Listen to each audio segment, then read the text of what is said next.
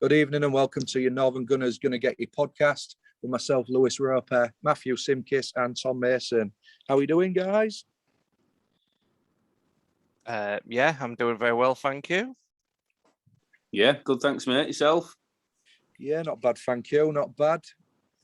New season,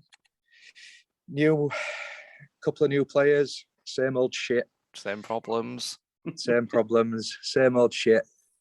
Not happy one bit. I mean, I'm glad we're doing the podcast on a Monday rather than the Friday night because... Yeah, if this had been Friday or Saturday, I probably wouldn't have done it if I'm honest. I was absolutely livid. But before we get into that, I am going to say I love these 3 new kits this season. And that's the only fucking positive I can say at the minute. Yeah, I'm a big fan of them. Especially the away kit. I absolutely love it. Best one yet of Adidas. Us buying the kits every season, we're part of the problem, and it's what's keeping the money in the Cronke's pocket and stopping him caring. Yeah, exactly. Yeah. Exactly. No, that's true. And I've got 2 training tops as well. I need to stop. Really need to stop. But but they're so nice, aren't they? They are nice. There'll be another kit out next week anyway that I must probably buy. Right, let's get into it. So let's start with Friday night, opening game of the Premier League season. We're playing newly promoted Brentford away from home, which is always going to be tough anyway, given it in your newly promoted side at home. You know, it's going to be bouncing, but we was absolutely shocking apart from the first 10, 15 minutes. I mean, what do you guys think about that? It was... I don't even know where to begin.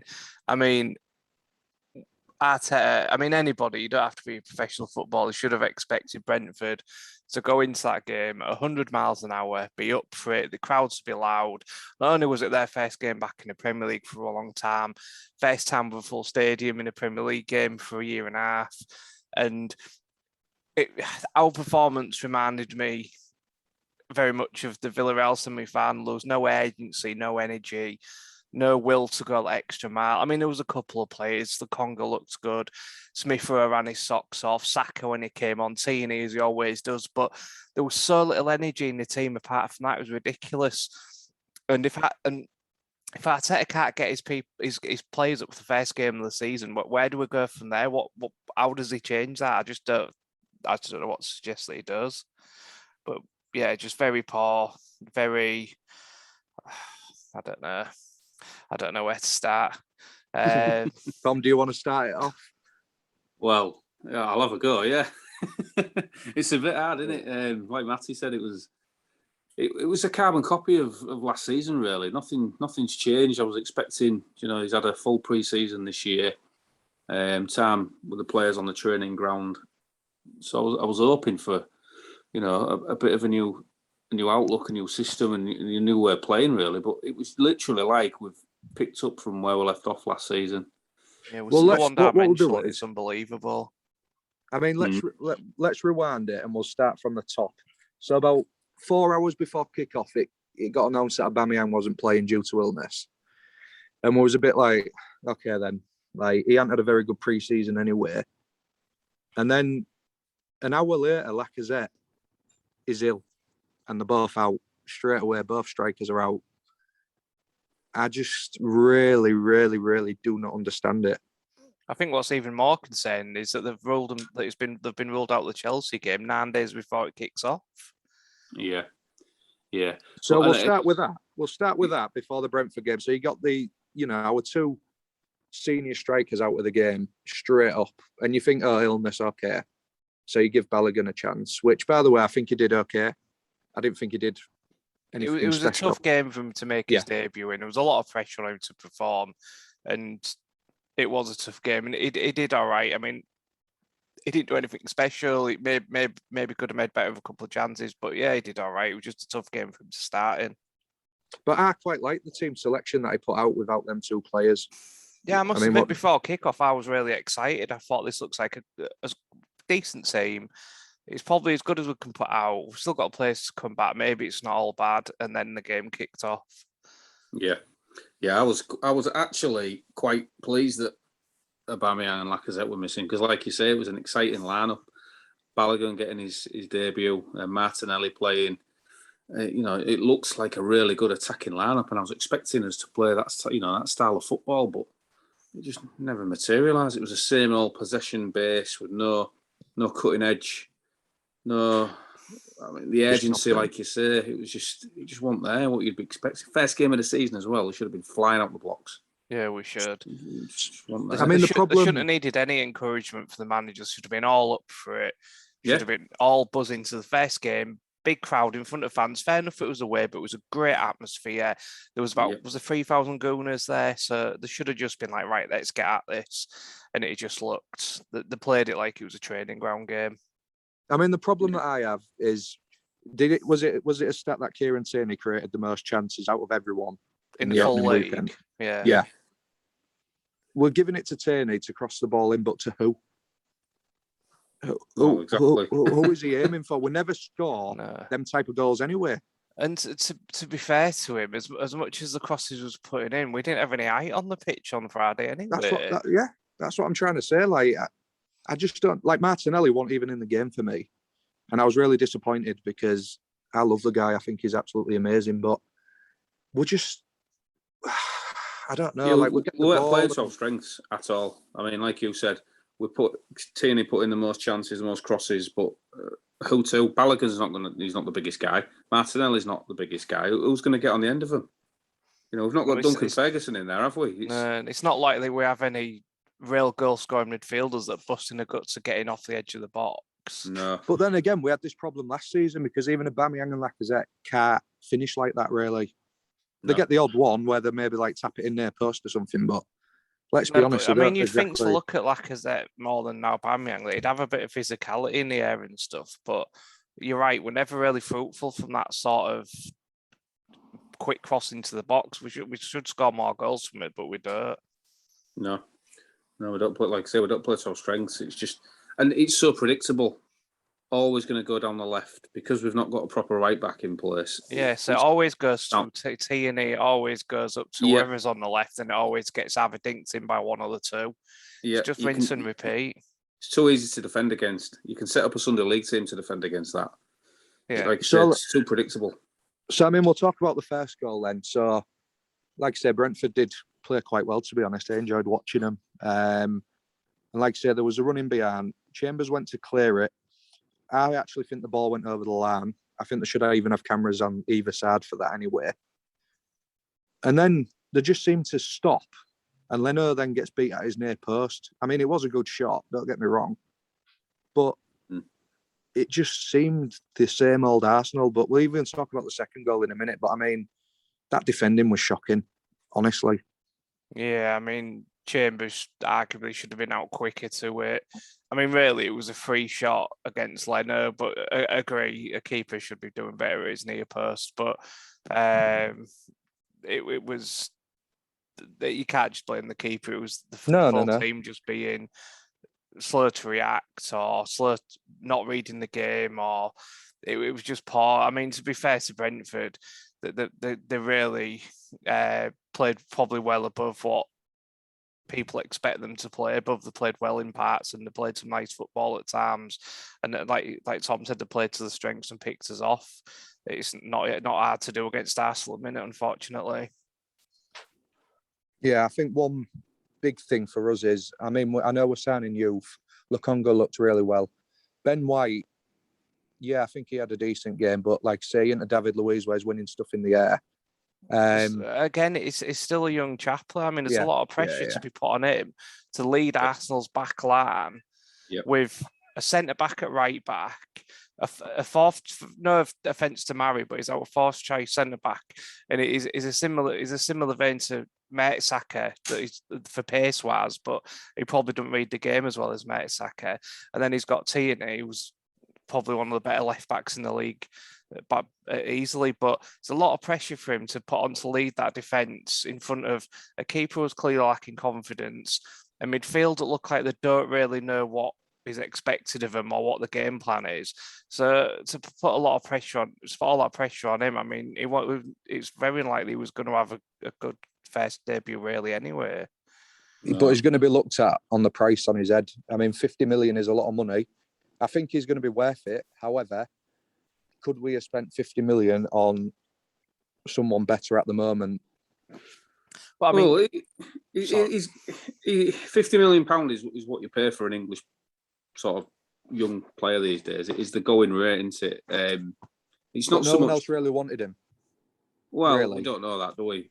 Obviously, I think somebody else would have been, maybe not for 50 million, but like I say, if you're interested in a player, that's what you've got to pay nowadays, especially young English players. It is the going rate. A few of the journalists did say a couple of teams were interested. Leeds were, and there was mentions of other Premier League teams, but I just think we're the only ones willing to pay the money. Yeah, and like you say, he's on his own in there, really. I mean, Murray, like you said, fourth choice centre half. You've got a centre back playing right back. You've got a keeper low on confidence, and then you've got Kieran Tierney out on the left, which the defence is built upon a unit, all knowing each other's jobs, all knowing each other's roles, and for him to be dropped in there, I felt sorry for him. I really did. I did. No, I think he's a good player, and I think Gabriel, when he comes back, will help him. But he just looked a bit lost. But like I say, it could be it's with a team selection. But I mean, our bench was shocking as well, wasn't it? I mean, we've just got no depth. And the other thing with White is people have said, did we really need a centre back? Why did we waste 50 million on a centre back? But looking at what we, like Louis said, look at what we had on the bench and starting against Brentford, where would we have been if we didn't have him? Who would have been the centre backs? Would have had Murray. Who else? Holding's injured. Gabriel's injured. Yeah, so really, it looks like a good buy based on what we've got available at the minute. Yeah, 100%. Our squad's threadbare. There's no quality in depth at all. I mean, United, they was bringing Jadon Sancho off the bench. We was bringing Reece Nelson and played a game for us in the best part of the season. That says it all. And then expecting him to come up with some miracle and try and save us at the end of the game. It all boils, top and bottom, boils down to bad recruitment. Not just this season before, for the last 3-4 years. The squad's lacking massively in depth, and obviously the Cronkies don't seem to want to spend the money to put it right, and it's all falling on Edu's head, who's inexperienced technical director. You've got Vinay, he's the youngest CEO in the league, I think, not a lot of experience, and then Arteta, and he's learning his trade. And then you've got Edu, he's not a lot older than most similar players. I think he's 39, Arteta. And then, like I said, Edu's on holiday 4 times out of 5 weeks that we've seen. Yeah, there's no leadership, but again, that comes from the top. It comes from the Cronkies. Just absent owners, not getting involved with the club, not holding people account for. When you're running a big business, you hold people account for the positions, and underperformance wouldn't be tolerated in any other business. And it shouldn't be tolerated at Arsenal. I mean, we'll get on to transfers in the transfer window in a moment, but I just want to discuss the second goal. Now, having seen it now, afterwards, at first I didn't think it was a free kick to Leno. I just thought everyone missed it. Looking back on it, 100% a foul on Leno. 100%. Getting held back by a big centre back. Our personal view is it was a foul, and I think VAR should have picked it up. And I mean, I've spoken to a few people that have said he shouldn't be letting that happen to him. And fair enough, maybe keepers in the past, Lehman and Sim, wouldn't have let that happen to him. But at the end of the day, his arms were being pinned down and he couldn't jump to meet the ball. So by the letter of the law, to me, that's a foul. Yeah, because that could be a consequence of VAR in itself.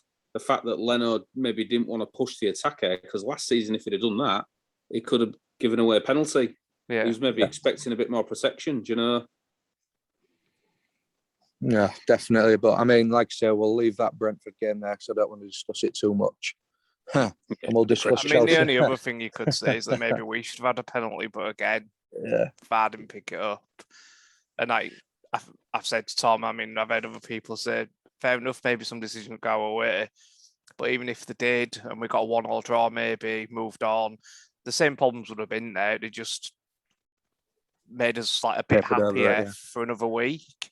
That's all the point would have done, or maybe even a win. It would have just made us all a bit happier. And then next week would have probably still get hammered by Chelsea, which I think is going to happen. And we'll just be having these conversations a week later anyway. Yeah, but I mean, we'll get on to transfers and then the transfer window.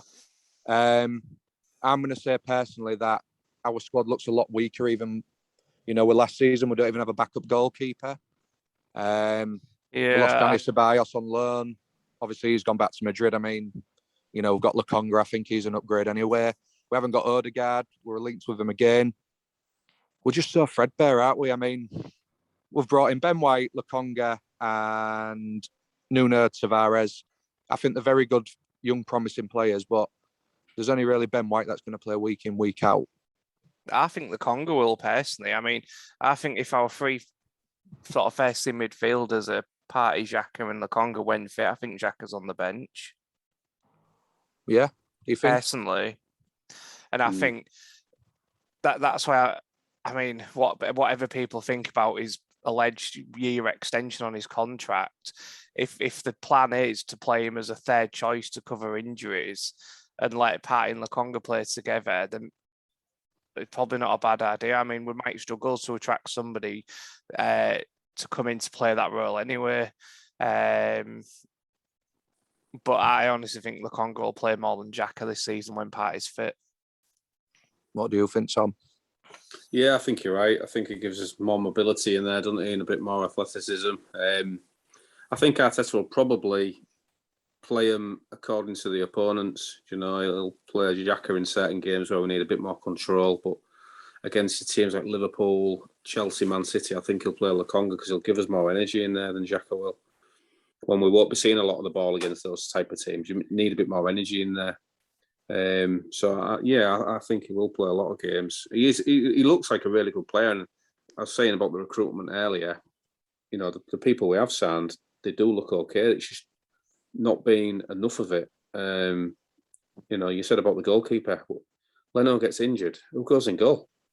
Not Runnison. Definitely not. Well, one asked one even on the bench, was it? Was that Hahn guy? That's what I mean. I don't understand how a team the size of Arsenal can be in that position.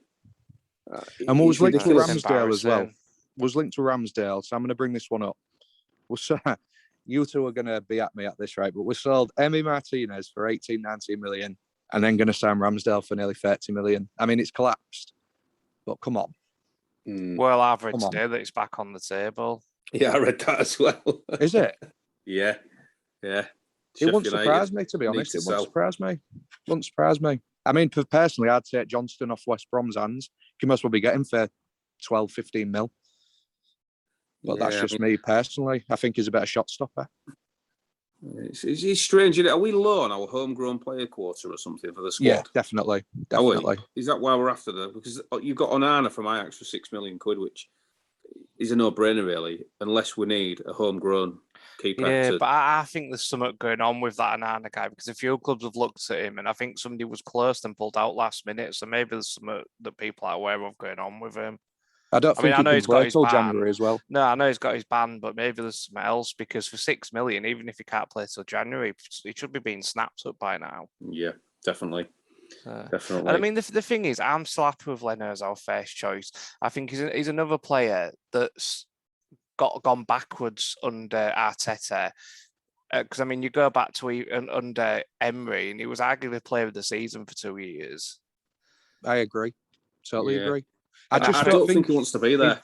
He's not comfortable on his feet, though. No, he can't play the way Arteta wants him to play. No, he can't. But that's but I think you can say that for half of our squad.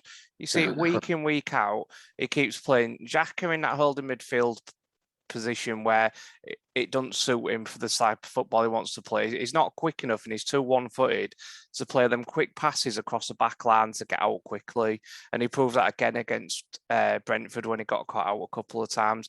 It's not necessarily Xhaka's fault. It's more the fact that Arteta's playing to play a system that he ain't got the players that can play that system yet, or he's not as clever as he thinks he is. Maybe I don't know what it is. What would you do? Would you, if you were Arteta, would you compromise your principles of playing a certain way to the detriment of the team? 100% with these players, yeah. Yeah.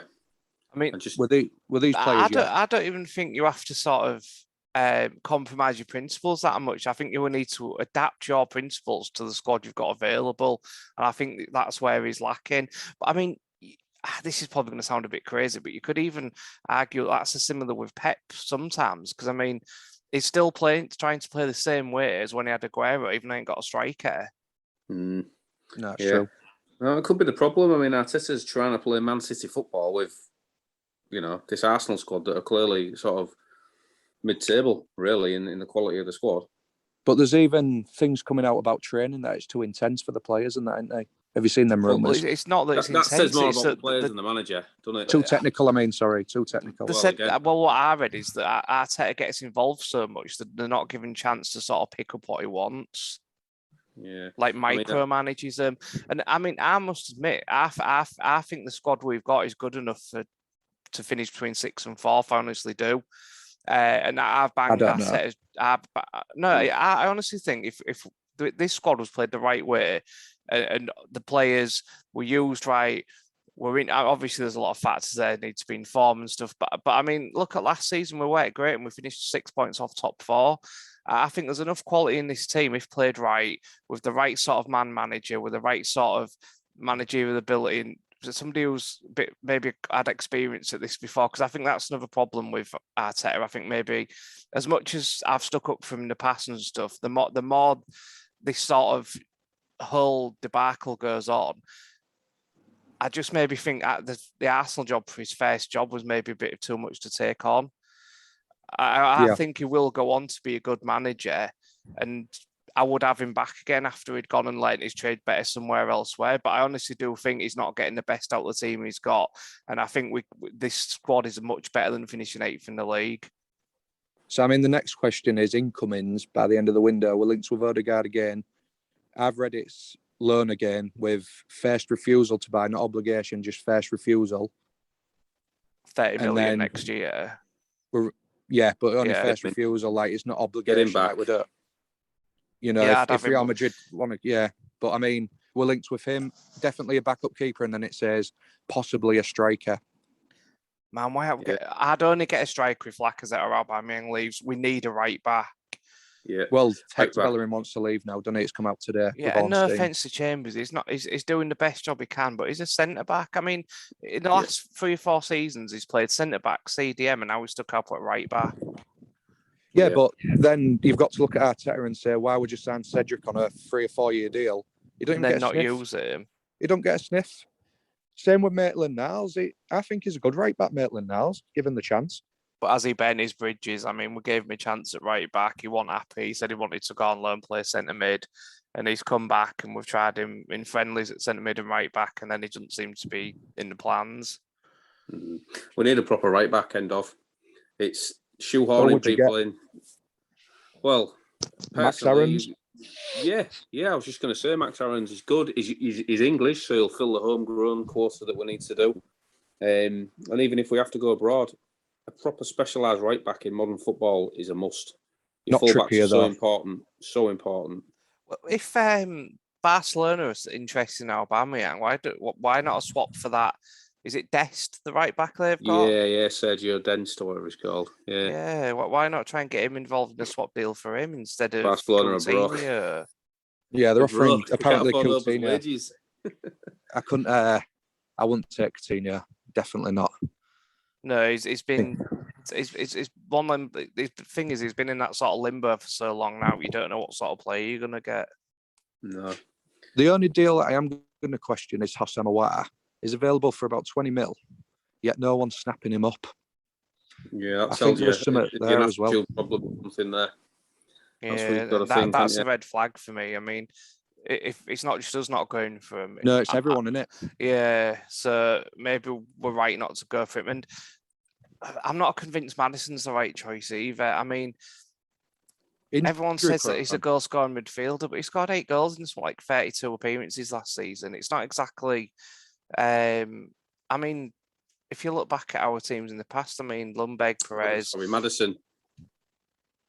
Yeah, Maddison, I'm sorry. Is that what I'm talking about? Yeah. Sorry. I lost train of thought. But he's not exactly setting the world like figures of goal scoring for midfielders. I mean, really, a goal scoring midfielder you expect to score 15 goals a season, really. Nice if you call him a goal scoring midfielder. Bernardo Silva would be perfect for us. 100%. He's more of a winger, though, isn't he? Yeah, but he scores goals, doesn't he? But who would you like to see come in, both of you, then? Like, I'm happy if Odegaard comes back in. I think he was good last season. For the back end of it, I rate him.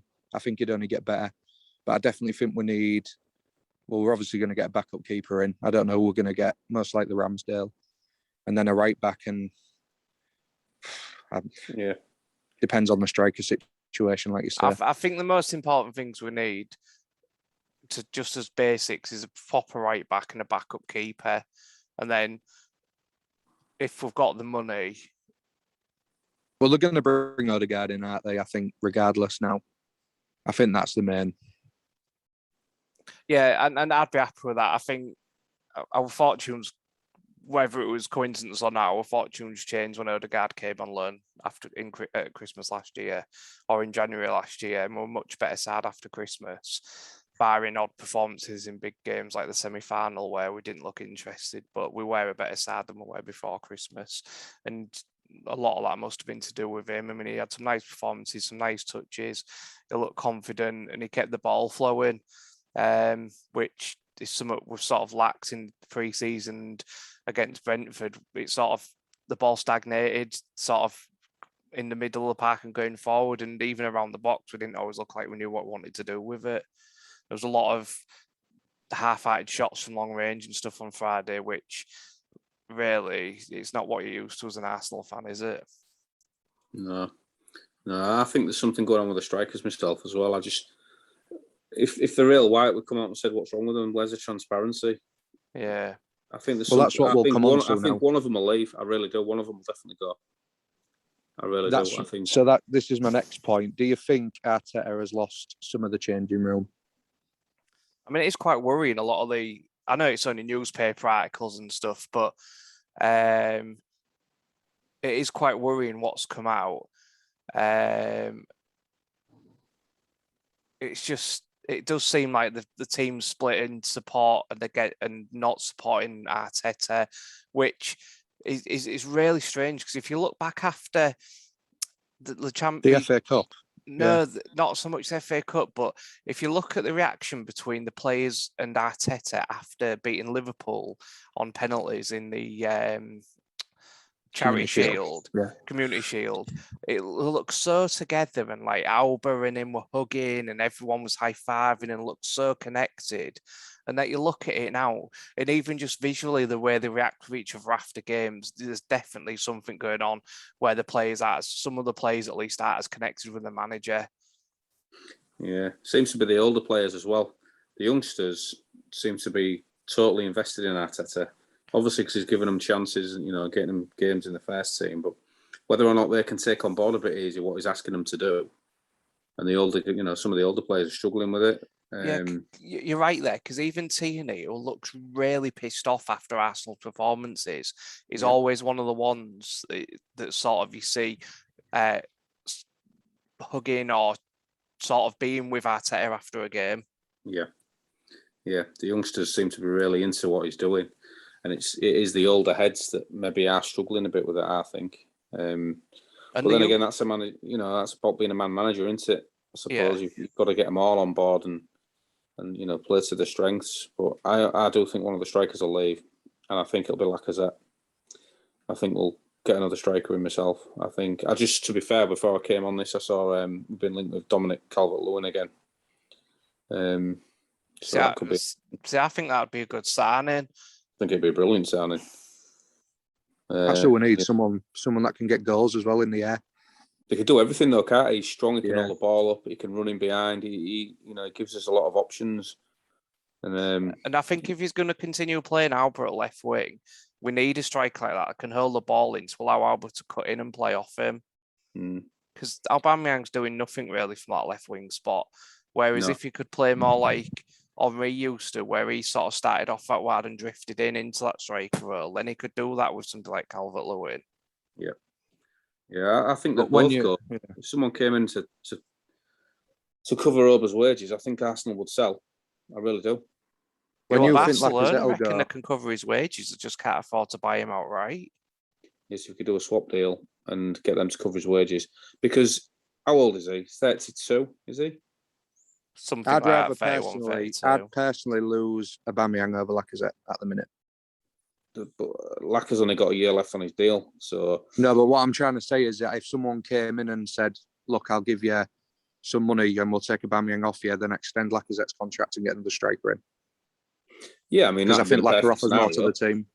Yeah, that'd be the perfect scenario, really. But the fact that he's trying to shoe on and both into the same team constantly says to me that neither of them are going to be happy sitting on the bench. And is Lacazette going to be good enough to get us 25, 30 goals a season? I don't think he is. Yeah, I just don't believe they're both ill. I cannot get it out of my head. They're really good friends as well. So I think something's been said to one of them, and the other one's either kicked off or backed him up and sulked.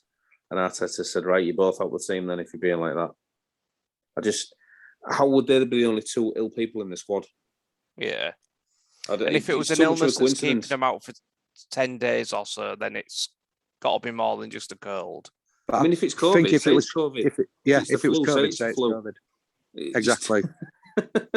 Rather than letting everyone speculate. But look how transparent they were when Aubameyang was in hospital and stuff last year. He was sending pictures from hospital saying how ill he was and stuff like that. If he was ill enough to be out of 2 games that are 9-10 days apart, why ain't he posting something? Yeah, something's going on because the Arsenal media team usually post pictures of training. There's been nothing since Friday. Nothing. I mean, I don't even think Arsenal have officially announced the Xhaka contract extension, have they? Not properly, but Sky Sports have. Chris Wheatley did, but and then Sky have as well, and that's it. But I mean, we'll look ahead to Chelsea anyway. We'll look ahead to Chelsea. They've just signed Lukaku, and shocker that he's allowed to play against us now because of his quarantine. He used to bully us when he was at Everton, didn't he? So, oh God. And the new Didier Drogba. Yeah. What do you guys think then for Sunday? I'm worried. Really worried. We play 2 keepers. Can we ask the Premier League if we get special permission to play 2 keepers? I can see it going. They're going to get 3 or 4 goals. And I don't want to be negative, but the way we played on Friday, if we play like that... Well, that's the worrying thing, mate, because against Brentford, for how poor we were, we still pretty much controlled the game for large spells. We're not going to get the luxury doing that against Chelsea, and they're going to score 5 or 6, I think. I hope it don't go back to them days. Remember away days and that, and I mean we're at home, aren't we? But I don't think it will. The only thing I'm clutching onto is the fact that one of the positives under Arteta has been our record against the top 6. Yeah, and we've got a good record against Chelsea at home. And I'm just clinging on to the hope that we turn up and put in a performance like we did when we won the FA Cup or when we went to Old Trafford and won 1-0. Just one of them performances that every now and then we pull out the bag. I'm hoping we do that, but I can't see it if I'm honest. No. And then what makes things worse? We'll play Man City away the week after. So, yeah, it's going to be after tough. Tottenham did a job on them as well, and I'm sat there watching it thinking, we couldn't do this. Arsenal could not do what Tottenham did to Man City. Yeah, without Harry Kane as well. Exactly, and that got me even more depressed. I'm thinking Tottenham can do a job and perform and play in a way to beat probably the best team in Europe. Yeah, I know full well Arsenal will probably get beat 2 or 3-0. Yeah, and that was more depressing. So look, I'm going to go for a 3-1 loss against Chelsea. I'm going to go 6-0 Chelsea. No, I'm going 2-2. 2-2 draw. You can't say 6-0. I honestly, the way I feel at the minute, the way I feel about Arsenal at the minute, I honestly feel like we're going to get absolutely hammered. 6-0. 6-0. I don't want it, obviously, but that's my prediction. I think we're going to get spanked. If we lose 6-0, Twitter will be, oh, God. If we lose 6-0, I think Arteta would have to write his resignation there and then and walk out. He wouldn't survive that. He wouldn't survive that. I just can't see. I just honestly can't see anything but Chelsea smashing us all over the pitch. They're playing some great football at the minute. They've just signed Lukaku. The youngsters are firing. They're full of beans. They're full of confidence. The European champions. The look on our players' faces. There's no belief in our team. I just can't see another result apart from smashed all over the pitch and conceding 4, 5, 6 goals. Yeah, but do you blame then we're relying on. Well, Balogun's going to have to play up top if they're both out. Then you've got Martinelli, Saka, Smith Rowe. We're relying on them type of players to try and get a result. It's not fair on them, I don't think. Yeah, No, but I'm not Aaron, being funny. It's not like Aubameyang or Lacazette scored 30 goals last season. What exactly were we waiting for to come back? It's not like they're firing on all cylinders. No, they wouldn't have made a difference. Even if they were playing on Friday, I don't think we'd have won. They'd have made no difference because Aubameyang's form, he hasn't scored a single goal in pre-season. His form's been shocking for the last, 6 to 8 months. His finishing's got none of his confidence. He's got no confidence. His finishing shows that. I mean, I think we might as well play Balogun and blood him in the league if Aubameyang's going to be playing like that anyway. Yeah. It's just a major miss, isn't it, Thomas Partey? Yeah, Partey's a big miss. I think Partey and Lokonga in that midfield could be massive. I hope so. But then Xhaka can play it right back. All's forgiven. But gives Arteta an excuse, though, doesn't it? Really, just obviously we get spanked by Chelsea. You can say, "Look, I'm missing my captain, top scorer from previous seasons, Lacazette, and our main centre midfielder in Partey." So it will have, it will have some sort of recourse to come back with. It's not like last question. I saw an interesting poll on Twitter today. Sorry to interrupt. And the question was, what would you prefer? Keep Arteta as manager and sign 3 or 4 players, or sign no players this window, but get a new manager now? So, and that was the two. So that was the 2 options. What would you rather? What would your preferences be for you? So would it be to sign the players under Arteta, or to get a new manager now and not buy any players till January? Tough one, because I don't think. But then, who would you get? Like you say, like we're getting linked with Conte. Do you really think he'd come to us? No. So we're going to end up with like an Eddie Howe or who would we end up with? Well, you're right. There is nobody because Conte. There's no one. We've missed the boat with all these managers. Salary. I think we could get Conte because we do pay big wages, and I do think we'd pay to match his salary. I mean, what's Arteta on in? He's one of the highest paid managers in the league, isn't he? He's only on about 5 million a year, isn't he? It's still big for a first job. Conte wanted 15 to go to Spurs, didn't he? 15 million a year. The thing is with Conte, he doesn't play the young team. That was to counteract the embarrassment, though, wasn't it? Don't play the youth team players, though, does he? He doesn't play the youngsters. He's all about the finished article. 26, 27-year-old players. When I wanted Arteta out last season, I said Benitez or Nuno. Look where they've gone. They're going to both do well, I'm telling you. No. Nah, I wouldn't have had Nuno. I wouldn't have Nuno. I wouldn't have taken Benitez. Benitez is for a club like Arsenal, even in this position, Benitez is a plaster, quick fix. Would have only come in for 6 months to a year, and I would have moved on anyway. Yeah, but that's the same with Conte. He ain't at club. I'm not saying I want Conte. That wasn't my point. I mean, no. But I've said this all along about Arteta. Even when I was a big supporter of him, and I'm not 100% against him. I'm just very quickly losing faith in him. But even now, I still think, fair enough, get rid of him, but who do we bring in? I fully agree. I don't know if there's anyone there to replace him, which is another problem. But my question was, what would you prefer them to? Yeah, the question would be, if we got Conte, if I would get rid of Arteta and I would not bring no one in. I'd change the manager personally. That's my view on it. I don't think Arteta's good. I wanted him out I didn't really want him anyway. You know that. Both of you know that. Yeah. So I'm going to go with that.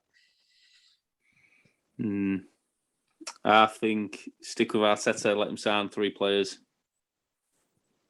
So then I'm going to counter this then. I'm going to counter this and say, right, if he gets his backup keeper, Odegaard, and a striker or another midfielder, how long do you give him if we're playing like this and we're not picking up points? Still, I've always said, regardless of who he signs or whatever, he's got till December for me. Yeah. December. I'd said, yeah. I've always said the same. You've got to, because all right then. Let's look at it another way. Who have we backed him with in the transfer market in terms of giving him money to spend? Right. Ben so White, I'm Ben White, Thomas Partey. Yep. Let's have a look. Odegaard on loan. I know it's only a loan. Sorry, I'll rephrase that. Transfers, not loans, not bloody hand-me-downs, none of that. So Partey, So Ben the only White. real major transfers that Arteta's made is Gabriel, Partey, and White.